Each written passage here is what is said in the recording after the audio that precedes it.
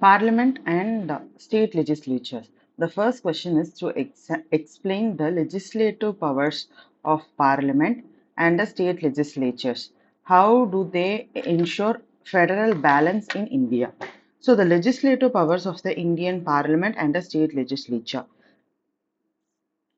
We need to explain the legislative powers of Indian Parliament and the state legislature and how do they ensure a federal balance. We need to describe how does they ensure a federal balance in India. The legislative powers we have of the Indian Parliament and we also have for the state legislatures. The Indian Constitution establishes a federal system of the government. We have a federal system of the government where the legislative powers are distributed between Parliament at the central level and state legislature at the state levels. So, Constitution has established a federal system of the government where the share of the legislative powers. We say that the share of the legislative powers are between the parliament at the central level. Parliament is having at the central level and the state legislature at the state level. This distribution of the powers is designed to ensure a balance between the union and the states. We need to have a balance between the union and the states and to promote cooperative federalism. Right? We need to mention the term cooperative federalism. The distribution of the legislative powers. The legislative powers can be categorized into three lists under the seventh schedule of the Indian Constitution, that is the Union list. In the Union list, we have subjects on which only Parliament can legislate. For example, we have the defense, foreign affairs, atomic energy belong to the Union list. So the distribution of the legislative powers. The legislative powers which are categorized into three lists under the seventh schedule, here they belong to Article 246. In the Union list we have subjects which only the parliament can legislate. Example for those subjects are defense.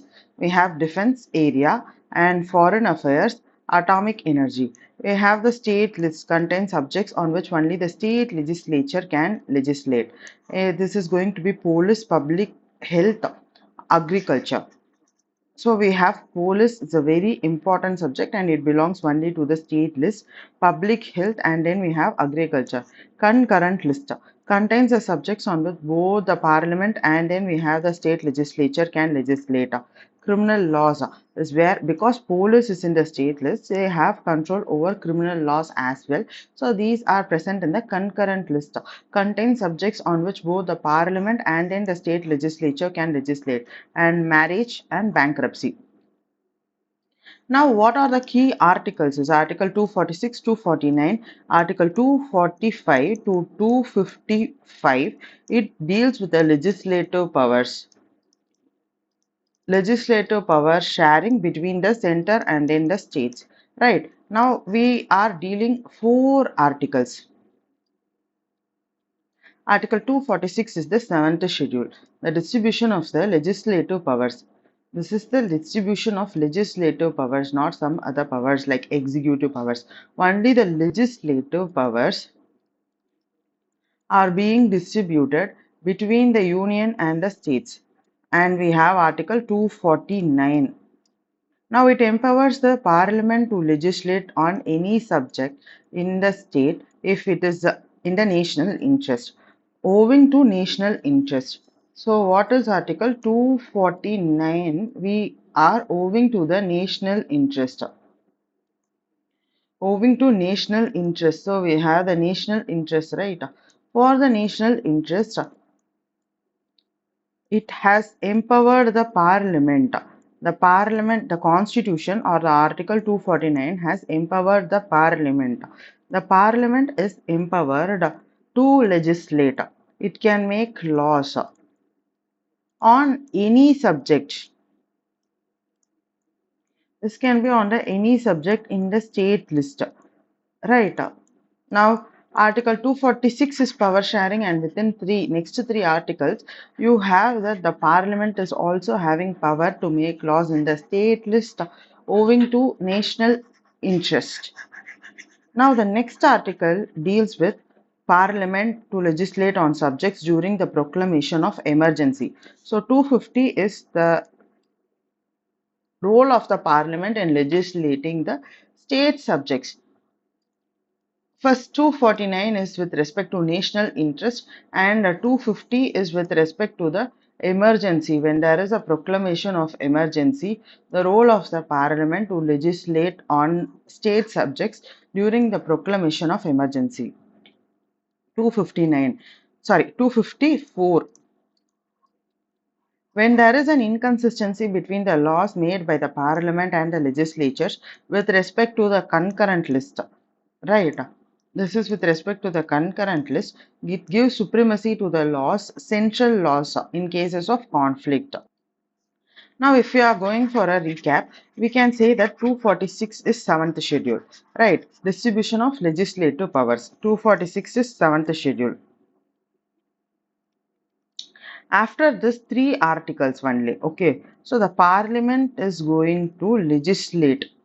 We have the Parliament, and the Parliament is making law with respect to the state list when there is a national interest. Then the next article deals with 250 is the next article, right? The same Parliament to make laws.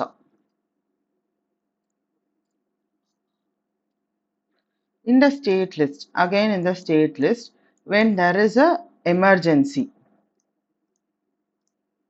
Now 254, we have here 4. When there is a conflict, it speaks about the conflict between the Parliament and the state legislature. If for a law, the central laws are going to prevail, right? Now there is ensuring federal balance. How does one ensure federal balance? Balance can be ensured by division of the powers and concurrent jurisdiction. Residuary powers are vested in the Parliament. Emergency provisions. Now, how the division of the powers? The division of the powers, a clear demarcation of the subjects, prevents overlapping, and then we have the conflicts. So this ensures a balance. When there is no conflicts, balance is maintained, right? So for federal balance, what are the things which are needed for the federal balance? The first thing is there needs to be a division of the powers. When the powers are divided, in the division of the powers, we have the conflicts are being reduced, right? So when the powers are divided, the conflicts are being reduced. Then the second one is going to be the concurrent jurisdiction. Concurrent jurisdiction is on certain important subjects. We have certain subjects, right? On certain important subjects, it allows both levels to legislate on important subjects, fostering the cooperation. Residuary powers vested in the Parliament. So we have the residuary powers is vested in the Parliament. The residuary power is vested in the Parliament. And to ensure the national interest prevails in undefined areas. Emergency provision. For example, if there is cyber crime, the Parliament must make laws because it falls under the residuary powers. So, national interests must be protected. Then emergency provisions, temporary central control. The temporary central control is in 249 and 250 articles are temporary central control during emergencies to ensure the national stability. Now, cases are President's Rule is and Federal Balances, S.R. Bommai versus Union of India, 1994. Next, State of West Bengal versus Union of India, 1962. It reinforced the supremacy of central laws over the state laws in case of conflict. This is with respect to Article 254, right? So, the state of West Bengal, we can use the West Bengal. In India, we should remember that the state of West Bengal, here it is, right? the state of West Bengal versus Union of India. In the state of West Bengal versus Union of India, this case is for prevailing whether the central law or the state law. Right? The state laws is inferior in case of conflicts. The supremacy of the central laws over the state laws in 1962. You can also remember that Sino-India War is also on 1962. Now, the distribution of the legislative powers and the balance, and the provisions for cooperation and conflict resolution between the union and the states ensure a balanced federal structure. This system enables both levels to function effectively within their domains while maintaining national unity and integrity. Now we have to discuss the role of parliament in lawmaking process. How does it differ from the legislative process in the state legislatures? Role of parliament in law-making process, and how is this differing from the legislative processes in the state legislature? Right. We have the Indian Parliament, which is the supreme legislative body which is responsible for making the laws. It plays a critical role in the governance of the country by deliberating on various issues and enacting the legislation. Now, the law-making process in the Parliament. First, we have to introduce a bill. Introduction of the bill. A bill can be introduced in either of the houses. Either it can be Lok Sabha or it can be Rajya Sabha. This is by a minister or a private member. So, a bill is introduced in either house. So, this bill is introduced in the either house. That is, it can be Rajya Sabha or it can be the Lok Sabha. This is called as the introduction of bill. Next, we go for the first reading. First reading is only the introduction and a brief explanation, and there is no debate in the first reading. So there is no debate in the first reading. First is going to be the introduction of the bill. Introduction, there is an introduction of the bill. And the second one is going to be the first reading. So you are going to read one time. The first reading is where we have no debate. The first reading is where you have no debate. There is just an introduction and then a brief explanation. Second reading, it is when the first reading. First, we tell it as an introduction of the bill, and the first reading is only the brief introduction, and there is no debate. Now, we are going for the second reading, right? Second reading, we are going for the detailed examination, and then we have a debate. So, we say that there is a detailed examination in the second reading. So, we have a detailed examination in the second reading, and we also have a debate over here, right? Then you can refer to a committee for a detailed scrutiny. So when there is a detailed examination itself, you in the second reading itself, we are going for a detailed examination, debate, and also we are going for the committee. Clause by clause discussion. Then after the committee, you are going to each clause, like each para by para, you are going for the discussion, right? So in the second reading, there is an intense debate. So how do you mention this? There is a detailed debate. You can mention it. There is a detailed debate and committee. Then we have the committee. After the committee report, it is followed by the clause by clause discussion. So each and every para discussion, right? First you have the debate and then you have the committee, and clause by clause there is a discussion, right? Debate, committee, clause by clause there is a discussion. Third reading is nothing but the final discussion, and then we have the voting. You finally discuss and then you have the voting. So we have a brief discussion and then we have the debate. Then we are going for the voting in the third reading.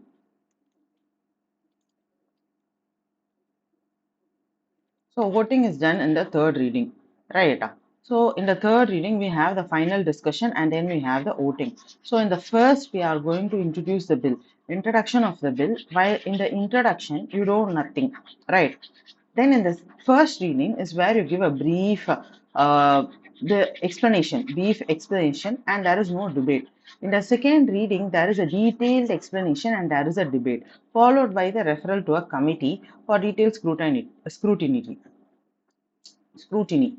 Committee report is followed by the clause by clause discussion. After the clause by clause discussion in the third reading, you have a final discussion, a final say, and then you go for voting. Passage in the second house, which follows a similar procedure from first reading, second reading, and third reading. President's assent. The bill is sent to the president. The similar process is followed in the state legislature, but only the state involves the state legislative assembly, and in some states we have the state legislative council. Governor's assent is required instead of the president's. In certain bills are referred to the president. In the state legislature, certain bills are referred to the president by the governor.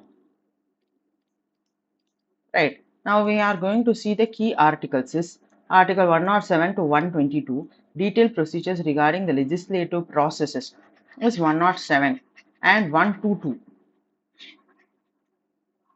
Right. And then we have 196 and 200. So this is a round of number 200. So 2. Right. 107 and then 196. 122. 7, after that you have 2 2, and then here also we have 200, 196. Little bit difficult to remember, but then we have to remember. 107 plus 89 you get as 196. So 107 to 122. 196. So this is 200. 107 to 122 is a detailed procedure which is relating to the regarding the legislative process in the parliament. So 107 article to 122 is where you have the detailed procedure. You have a detailed procedure, right? The detailed procedure is regarding the legislative processes in the parliament. Whereas you have article 196 to 200 is the procedures for the legislative processes in the state legislatures. Now we have the Supreme Court judgments is DC Vadva versus State of Bihar 1987. 1987. This is GC Vadva. This is the state of Bihar. So this is the most important case. It emphasizes the importance of following legislative procedures and prevented the abuse of ordinance making powers. So we have an important case, that is DC Vadva versus the state of Bihar.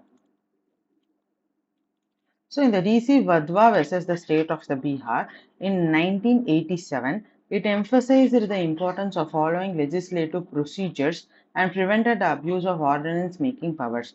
Conclusion. The structured legislative processes in the parliament ensures thorough scrutiny and debate, contributing to the creation of comprehensive and effective laws.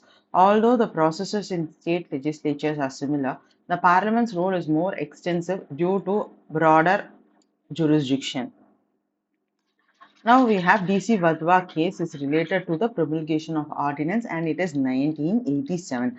Articles we have 107, right, to 122 is related to the legislative processes of the parliament, and you have 196 to 200 is related to the legislative processes of the state legislatures.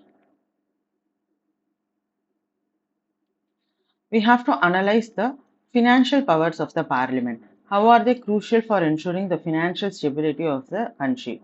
Here, money bill, financial bill, budget approval, appropriation bill, and taxation must be discussed. The financial powers of the Indian parliament are crucial for maintaining the economic stability and growth of the country. So the financial powers are important for the economic stability. The economy needs to be stable, and then we have to maintain the growth of the country. The growth is also considered over here. These powers encompass the regulation of the public expenditure, revenue collection, and then we have the financial management. Now, financial powers is related to the budget approval. Now we will be having the budget approval. right? The union budget has a detailed government revenue and expenditure must be approved by the parliament annually. Budget approval must be done annually by the parliament. Then we have money bills and financial bills, appropriation bills. Now, money bills. Parliament has the exclusive authority to legislate the money bills, whereas the introduction of the money bills is only in the Lok Sabha. Article 110 is where the introduction of the money bills is in the Lok Sabha. So first we have seen the annual budget is nothing but the government's revenue. We have revenue is the income and expenditure. The revenue and expenditure which must be approved by the parliament, and this is done annually. Then we have the money bills. The parliament is having exclusive authority to legislate the money bills. Who is having exclusive authority? Parliament is having that too. The Lok Sabha is having the authority to introduce the money bills. Right. This money bill is in Article 110. Financial bills. This includes other financial matters which are not classified as money bills and can require approval from both the houses. If it is not classified as a money bill, if it is not a money bill and it is for the financial matters, it is a financial bills. Appropriation bill. It is to withdraw the funds. Shall I take money out of this is what we call it as appropriation fund. This bills authorize the government to withdraw the funds from the consolidated fund of the India. For the consolidated fund of the India, money to be taken, we need to follow the appropriation bill.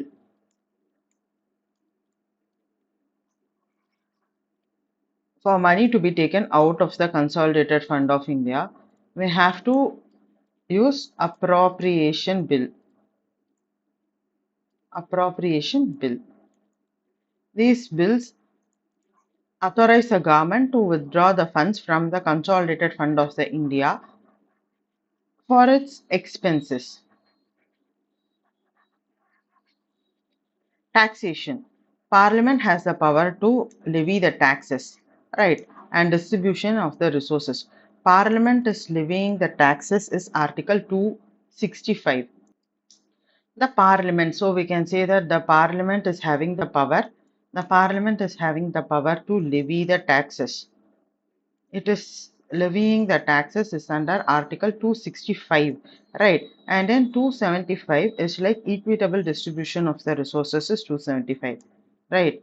275 is nothing but the grants, also mentions the grants, right? So 265 is nothing but the power of the parliament to make law, taxes, to levy the taxes, and then 275 is equitable distribution of the resources. It also mentions the granting aids to the states. We have to ensure financial stability. Budget scrutiny. Detailed examination by the parliamentary committees ensures the transparency and accountability. Public Accounts Committee reviews the government expenditures. So the government is having certain expenditures, right? These expenditures are reviewed by the Public Account Committee to ensure that they are in accordance with the Parliament's decision and no leakage of the money. Comptroller and Auditor General audits the government accounts and reports to the Parliament. Now we have key articles is that is enough 107 to 122 is enough over here, which deals with the legislative powers.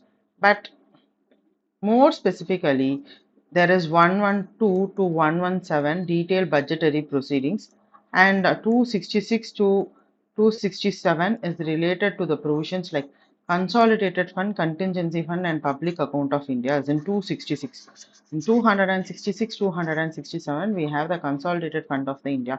265 is the Parliament's power to levy the taxes. 266, 267 is Consolidated Fund of India, Contingency Fund, and then we have Public Account of India. Public Account of India. 275, we have the equitable distribution of the resources. So in the equitable distribution of the resources,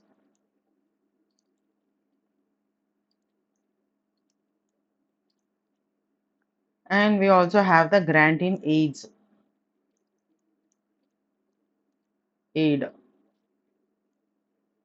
Now, Golaknath versus the state of Punjab established the principle that no money can be spent without a legislative approval. In Golaknath case of 1967, established a principle that it says that no money can be spent. You cannot spend any money without legislative approval, reinforcing Parliament is having the control over the finances. So we have the Golaknath case 1967. We have the Golaknath case of 1967. It established the principle that no money can be spent without the legislative approval is needed for spending of the money, and it reinforced the parliament is having the control over the finances. The financial powers of the parliament are integral to the economic governance of India. Through budget approval, taxation, expenditure oversight, Parliament ensures financial discipline and stability, fostering sustainable economic development.